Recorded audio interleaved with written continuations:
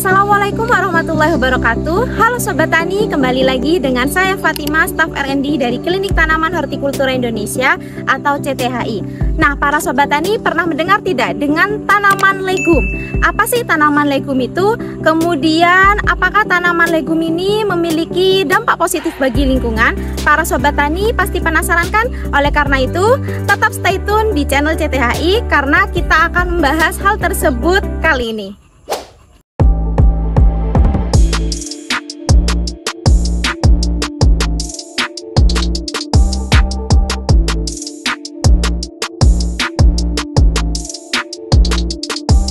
Tanaman legum merupakan tanaman yang memiliki bintil akar dan memiliki biji berkeping dua. Nah, di mana tanaman ini memiliki ciri khas yang dapat bermanfaat bagi lingkungan. Kemudian apa saja cirinya? Yang pertama yaitu memiliki perakaran yang memiliki banyak kandungan air. Kemudian yang kedua kaya akan nutrisi. Yang ketiga memiliki kemampuan untuk memfiksasi atau mengikat nitrogen dari udara bebas. Kemudian keberadaannya pastinya dapat menyuburkan kesuburan tanah.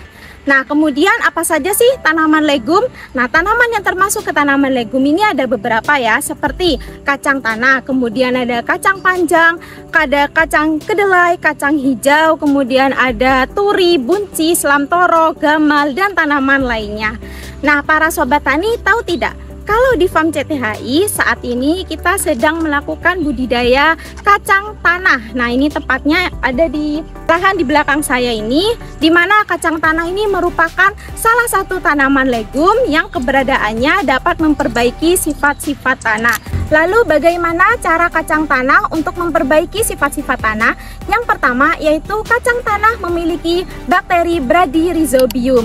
Nah, di mana bakteri Bradyrhizobium ini hanya dimiliki oleh tanaman kacang-kacangan saja.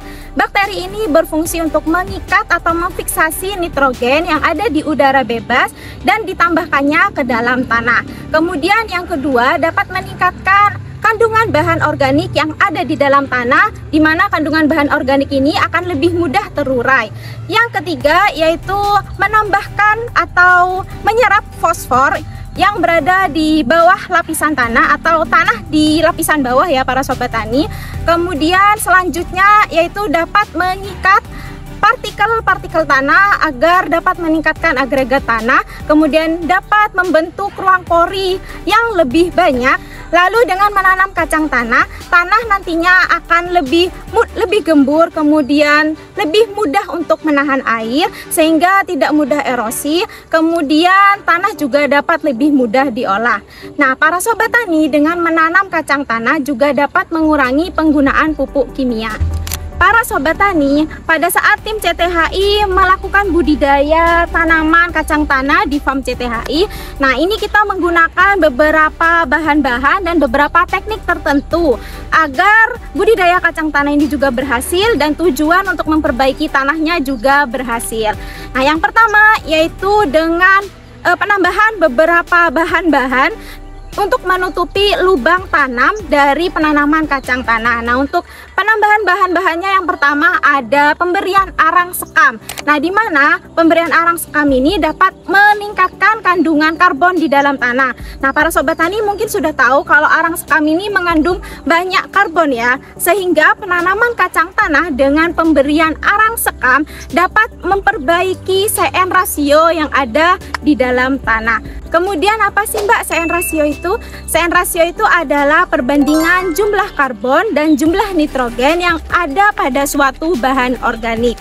Nah, lalu adanya CN rasio yang baik di dalam tanah ini akan memberikan manfaat apa bagi tanah? Nah, yang pertama itu dapat meningkatkan aktivitas biologis tanah, kemudian yang kedua dapat meningkatkan unsur hara yang ada di dalam tanah dan juga pastinya dapat memperbaiki struktur tanah dan dapat menjaga kesehatan tanah. Kemudian selain arang sekam para Sobat Tani, kita juga menambahkan bahan kokopit. Nah, para sobat tani mungkin sudah kenal ya dengan kokopit ini. Kokopit ini merupakan media tanam organik yang berasal dari serat kelapa yang dihaluskan menyerupai serbuk kayu. Namun ini berasal dari serat kelapa. Nah, di mana kokopit ini bersama arang sekam itu dicampurkan untuk menutupi lubang tanam. Lalu apa saja manfaat dari penambahan kokopit ini? Pastinya dapat memperbaiki kesehatan tanah ya. Yang pertama dapat kita ketahui bahwa kokopit merupakan media tanam organik, di mana media tanam ini akan terurai secara alami dan tidak dapat merusak lingkungan. Kemudian adanya kokopit ini juga dapat menjaga kelembapan tanah, terutama ya pada saat musim kemarau dan musim penghujan saat ini. Nah, selanjutnya kokopit ini juga memiliki pori-pori yang dapat mengatur sirkulasi udara di dalam tanah dengan baik sehingga dapat mendukung pertumbuhan akar dengan optimal.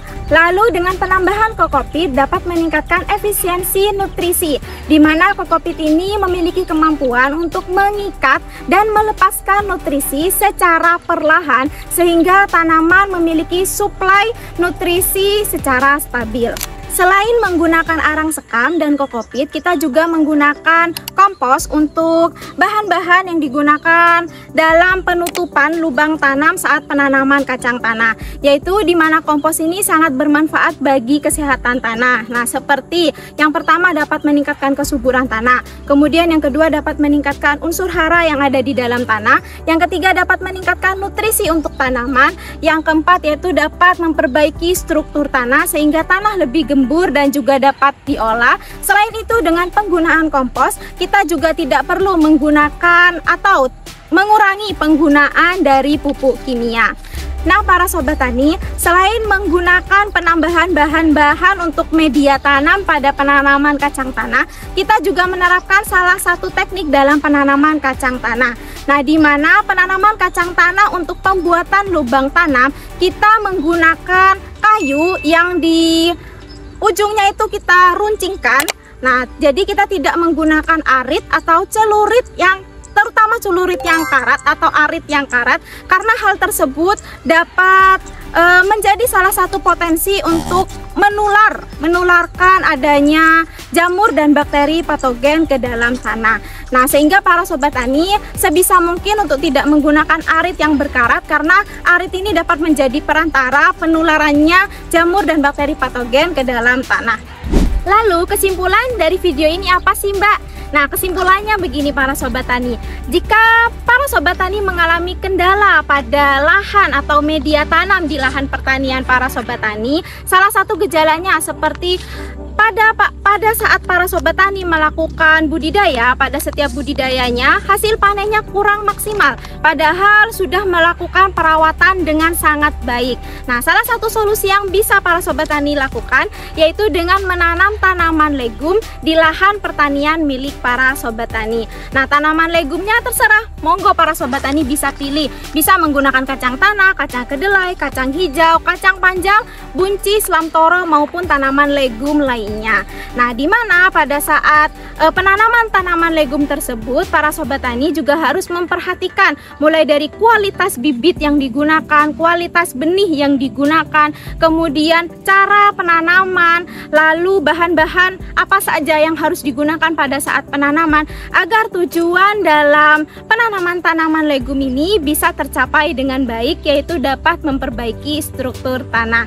Nah, mungkin itu saja para sobat tani video kali ini. Semoga video ini dapat bermanfaat bagi para sobat tani, terutama para sobat tani yang sedang mengalami kendala dengan lahan pertaniannya. Jangan lupa like, comment, share video ini. Jangan lupa juga subscribe channel CTHI. Jangan lupa juga nyalakan loncengnya agar para sobat tani bisa mengetahui informasi menarik lainnya dan video terbaru dari channel CTHI. Jumpa lagi sobat tani.